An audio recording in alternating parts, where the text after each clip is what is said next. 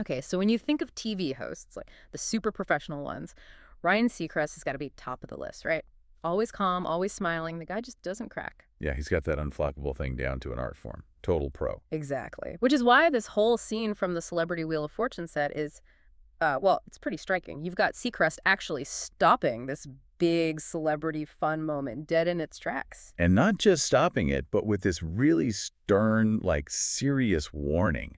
Not his usual vibe at all. Right. So this deep dive, it isn't just about, haha, look what happened. It's really about that clash, the spontaneous high energy stuff that makes celebrity shows fun. Versus the nuts and bolts, the expensive reality Yeah. of making big-time TV.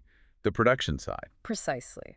Our mission today is to get past the funny surface level and really dig into why, like the operational reasons, the logistics behind why one celebrity's impulse stunt nearly caused, well, a potential disaster for the show. Yeah, it's a fascinating peek behind the curtain, isn't it? You see this solid-looking game piece, but the people running the show see, like, critical, fragile infrastructure. Totally. So what was it? What did Derek Hough, the dancer guy, actually do to get that super serious warning from Seacrest? We keep coming back to that quote. The "if that breaks, we have a real problem" line. Yes. You just know you don't hear that tone, that kind of immediate command from someone like Seacrest, unless it's genuinely serious. Something big is on the line. Oh, absolutely. That's not just a host saying, hey, careful with the props. Yeah. That's a veteran producer thinking about the entire broadcast schedule, the budget, everything. It's the machinery of show business speaking up. Okay, let's paint the picture for you. It's Celebrity Wheel of Fortune, and the theme is all dancing with the stars, glitz, and energy. Makes sense. Right, so you expect high energy. And Derek Hough, he's a contestant, and apparently, according to people there, he was bringing it, like 110%, super excited, laughing, totally amped up. Which is exactly what you want for a celebrity edition. Yeah. You need that larger-than-life personality, that willingness to be playful and maybe a bit over the top. It differentiates it. Totally. And playful he certainly was. So during a short break in filming, when things can sometimes go a little off script. Uh-huh. The moments the producers probably dread sometimes. Right. Hal, apparently just full of adrenaline, decides to pull a stunt. But not just any stunt. He doesn't, jump on his podium or run around the board. No, he climbs up onto the actual giant, iconic Wheel of Fortune. Wow. Okay, that's bold. Or maybe just not quite thinking about the custom-built nature of that particular set piece. Oh, it gets better. Or maybe worse. Mm. He then asks Bruno Tonioli, his buddy from DWTS, who's also playing. Oh, Bruno's there too. Okay. Yeah. He asked Bruno to spin him around on the wheel like he's one of the prizes or something. Oh my goodness. Okay, I can see how that would be funny for a second. And it was. Sources say everyone laughed initially. It's absurd. It's Derek Hough being spun on the Wheel of Fortune, a perfect viral clip waiting to happen. But that's exactly where the fun stops. Yeah. Right? Because the audience, the contestants, they see a funny bit. Seacrest, he sees risk. Huge, unnecessary, potentially very expensive risk. He's thinking production shut down. Instantly. Yeah, according to what Seacrest said later in interviews, his whole demeanor just flipped. Like 0 to serious in a heartbeat, the fun just evaporated. He had to use that voice. The firm one. The firm one. We know the exact words, but it's the delivery that matters, right? He wasn't suggesting, he was telling, please don't do that. Followed immediately by... That wheel is unique. If that breaks, we have a real problem. Oof. Chilling, almost. Yeah, so let's unpack why that wheel gets such a protective response. Because you look at it and, okay, it's big, it's colorful, looks sturdy. Right. It looks like a really fancy fairground attraction or something. Yeah. But I suspect that's deceptive. How much does that look hide what's really going on mechanically? It hides pretty much everything. It might look like something you could, I don't know, rent for a big party. Yeah. If only. But the actual Wheel of Fortune mechanism, that's a whole different beast, isn't it? We're not talking about just like a fiberglass circle on a stand. No way. What's the deal with it then? Why is it so special? Well, the key thing is it's a piece of custom-engineered machinery. It's built for precision, not just spinning. Think about the scoring. Right. It has to know exactly where it lands. Exactly. It's packed with sophisticated sensors. Those sensors talk to the show's main computer, so the score pops up instantly. Everything's tallied correctly. It needs special bearings for that smooth, heavy, dramatic spin we all know. Yeah. And it's calibrated constantly, like meticulously. Okay. It's basically a one-off, Yeah. built by specialists just for this show. You can't just order another one. Gotcha. So the worry isn't just like cracking the surface. It's messing up the insides, the electronics, the balance. Precisely. If How's weight, especially with the force of being spun, not something even slightly out of alignment, a bearing, a sensor boom, the wheel's useless for fair gameplay. And the cost. It's not just the thousands of dollars for materials. It's the downtime, right? It's the downtime and the replacement time.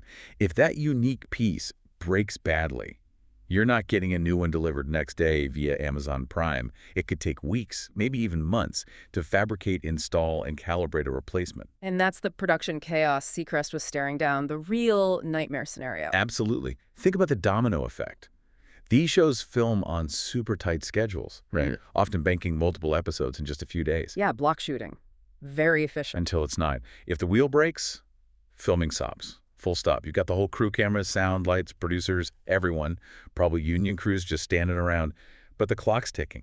You're paying for their time. You're paying for this studio rental. Tens of thousands of dollars an hour, potentially, just flushed away. Easily. So when Seacrest steps in like that, it's less, I'm the boss, and more, I'm protecting the budget, the schedule, the whole operation.